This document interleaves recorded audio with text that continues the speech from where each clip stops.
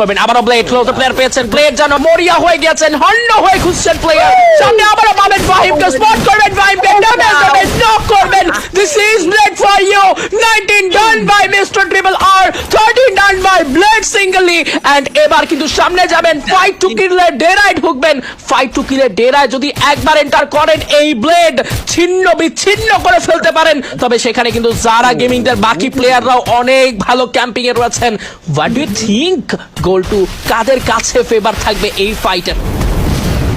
Obviously সে জায়গায় fight to kill কিছুটা হলেও সেভ, তবে যেভাবে ব্লেড একের পর এক প্রেসার দিচ্ছে কাউকে সেভ মনে হচ্ছে না। my Fight to God. kill, এবার ভালো কিছু ডিসিশন Nice. তাহলে ভালো কিছু গ্রেনেড থ্রো করেছেন, তবে খুব একটা ড্যামেজ এখনো ফেস করেছে বলে আমি মনে করি না। কিছু ফ্রোজেন গ্রেনেড যাবে, তবে নিচেই অবস্থান করছে টিম আর মিস্টার ট্রিপল আর, তবে বিদায় Come on, come on, come on. চালানোর উপরে আবারও প্রেসার শট রেঞ্জের এই একের পর এক কানেকশন।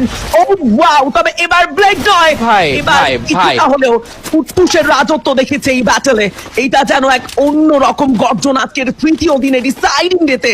এই মুহূর্তে এসে 21 এলিমিনেশনের তৃতীয় ম্যাচ, বুঝতেই পারছেন আরো একটা জাম্প হবে স্ট্যান্ডিং এ। তবে লং থেকে কুটুস স্নাইপার শট বলে এবার কতটা বিপাকে ফেলতে পারে ফাইট টু কিল, কারণ সেকেন্ড ফ্লোর এই মুহূর্তে অন্তত সেফ মনে হচ্ছে না আমার। যেতে চাইবেন ব্লেড, তবে বুঝে শুনে এন্ট্রি দিতে হবে, সেখানে একাধিক প্লেয়ার nice. করা হয়েছে।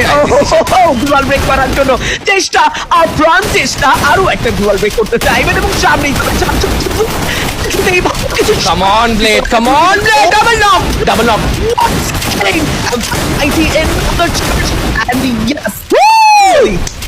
This is Mr. Triple R, and actually এটাই তাদের আসল রূপ।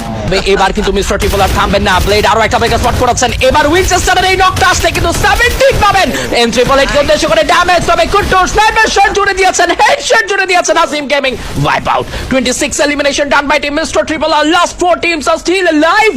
The stakeholder with 34% winning ratio is Mr. Triple R. ক্রুকে উদ্দেশ্য করে ব্লেডের উইনচেস্টারের প্রতিটি শট যেন কাটার মতো আঘাত হানছে।